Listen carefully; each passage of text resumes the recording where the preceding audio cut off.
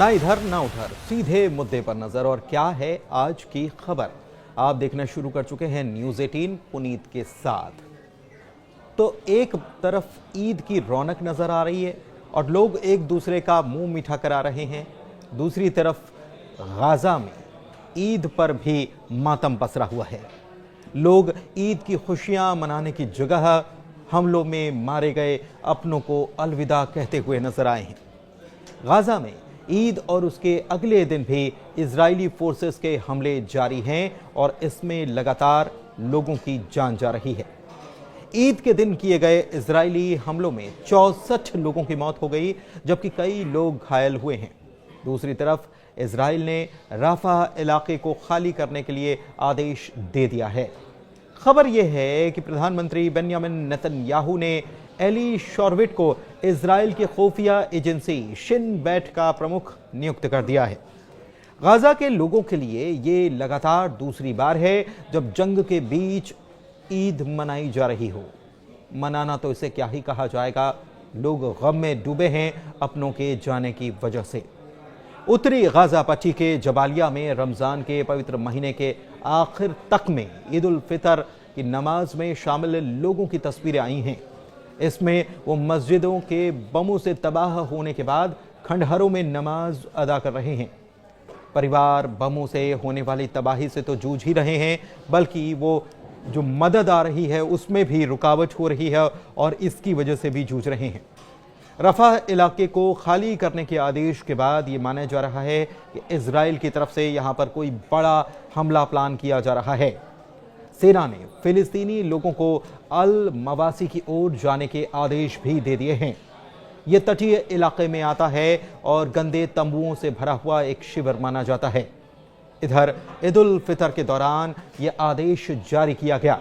बताएं कि इजराइल ने पिछले साल मई में मिस्र की सीमा पर मौजूद रफा पर एक बड़ा अभियान शुरू किया था। यह गाजा को बाहरी दुनिया से जोड़ने का एकमात्र प्रवेश द्वार माना जाता है। इजराइल के अभी हमास के कब्जे में करीब 59 बंधक हैं, जिनमें से 24 के जीवित होने का अनुमान भी है।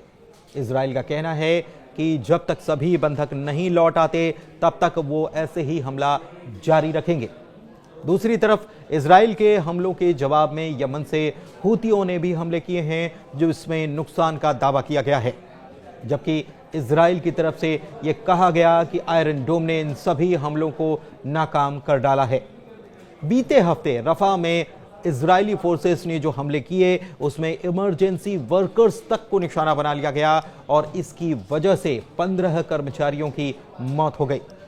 फिलिस्तीन की रेड क्रिसेंट सोसाइटी ने इसे वॉर क्राइम कहा है। दूसरी तरफ एक हफ्ते के बाद जब इन 15 कर्मचारियों के शवों को दक्षिणी गाजा के खान यूनुस में लाया गया तो वहां पर बड़ी संख्या में लोग मारे गए लोगों को श्रद्धांजलि देने के लिए इकट्ठा हुए और इस हमले को शर्मनाक बताते हुए इसकी निंदा की।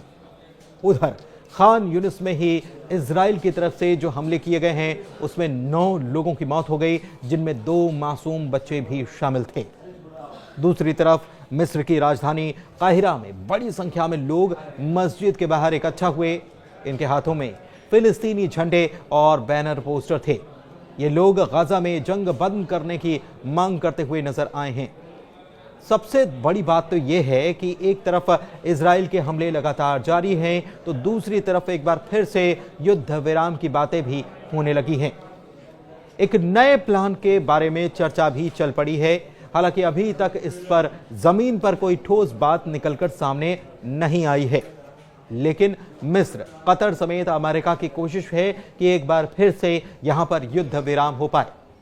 खबर यह जरूर है कि फिलिस्तीनी चरमपंथी समूह यानी कि हमास गाजा में संघर्ष विराम के उस नए प्रस्ताव के लिए तैयार हो गया है, जिसके तहत 5 और बंधकों को रिहा करने और इसके बदले 50 दिन के युद्ध विराम की बात है। गाजा के बाहर के हमास के सबसे वरिष्ठ नेता खलील अल हय्या ने कहा है कि हमास ने मध्यस्थता निभाने वाले कतर और मिस्र के समझौते को लेकर भेजे गए नए मसौदे को मंजूरी दे दी है। दूसरी तरफ इजराइल के प्रधानमंत्री बेंयामिन नेतन्याहू के दफ्तर से भी बात सामने आई है कि उसे भी ये मंजूरी मिल चुकी है बड़ी बात यह है कि नए संघर्ष विराम समझौते को लेकर ऐसे वक्त में चर्चा हो रही है जब इजरायली सेना गजा में लगातार हवाई हमले कर रही है और रफा में जमीनी ऑपरेशन चला रही है। मासूम लोग इसमें मारे जा रहे हैं, लेकिन इजराइल की तरफ से यह कहा जा रहा है कि हमास एक और बड़ा अटैक प्लान कर रहा था और इसी को खत्म करने के लिए हमने ये हमले बोले हैं। लेकिन दूसरी तरफ जो ग्राउंड रिपोर्ट सामने आ रही हैं उसके मुताबिक कई मासूम बच्चे, कई महिलाएं जो हैं इन हमलों की शिकार हुई हैं।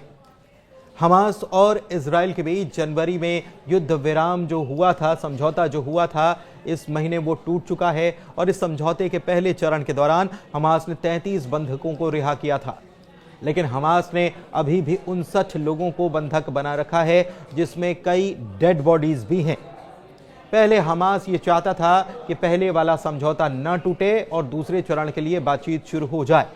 दूसरे चरण के तहत जिंदा बचे बंधकों को फिलिस्तीनी कैदियों के बदले में रिहा करने और गजा से इजरायली सैनिकों की पूर्ण वापसी की बात थी, लेकिन इस पर बातचीत शुरू हो ही नहीं पाई है। बहुत सारी चीजें एक साथ चल रही हैं। एक तरफ हमले लगातार जारी हैं, दूसरी तरफ एक और नए सीज फायर की बात हो रही है और तीसरी तरफ ये पहले युद्ध विराम में या सीज फायर में ये बात थी कि इजराइल वहां से धीरे धीरे हटेगा।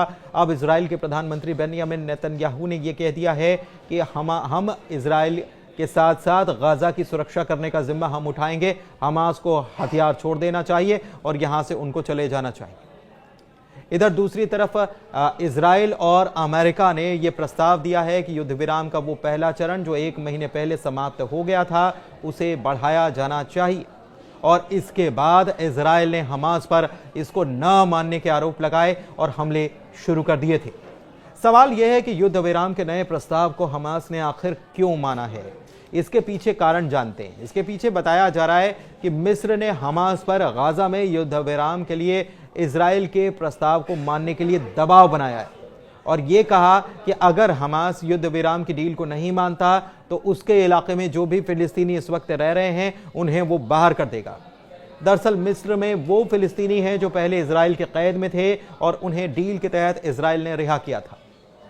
इसे लेकर ही मिस्र ने यह धमकी दी कि हमास लचीला रुख अपनाए और बंधक समझौते के संशोधित प्रस्ताव को स्वीकार करे।